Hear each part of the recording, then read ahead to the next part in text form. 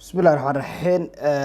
slaadka koowaad waxaan ka bilaabeynaa Linux distributioniskan baranayna Linux distributionist sababtan baranayna waxa weeyaan waxaa jira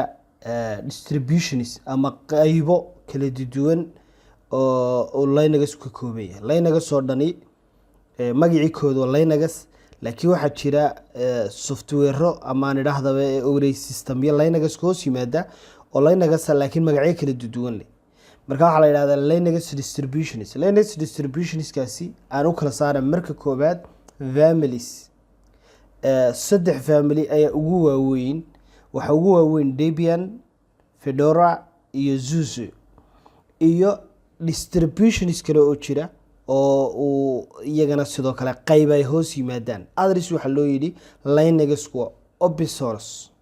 source marka waxa jiraya distributionist kaasi marka hoos uga soo degno Debian oo kale Ubuntu ayaa hoos imanaya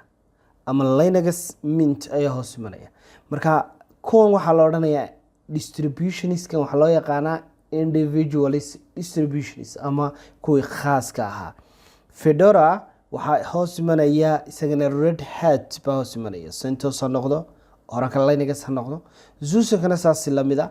iyo waxa kale oo jira distributions kale marka leenahay Kali Linux baa jira kuwa kale loo isticmaalo waxa jira isagana sidoo kale Android ka loo isticmaalo waxyaabahaas oo dhan waa distributions marka inagu maxaan doorbidayna way su'aashu waxaan oo dhan keebeynu qaadanayna wax oo dhan ma la wada qaadanaya maya ina waxa soo dejisanaynaa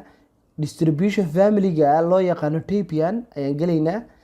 Debian yaanan oran waliba aan idhaahdo Ubuntu ayaan tagaynaa individualist baan soo sheegaynaa Ubuntu ayaan la soo degaynaa Ubuntu hadaanad rabin Red Hat baad la soo degi kartaa Red Hat waxaad kala soo degi kartaa CentOS oo kale ama Oracle oo kale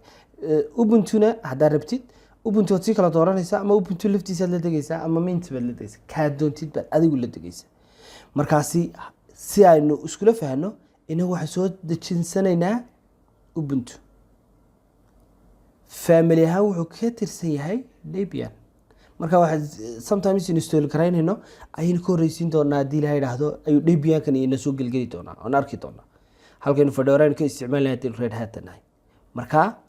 Ubuntu ayaa u baahnaa in la soo degno marka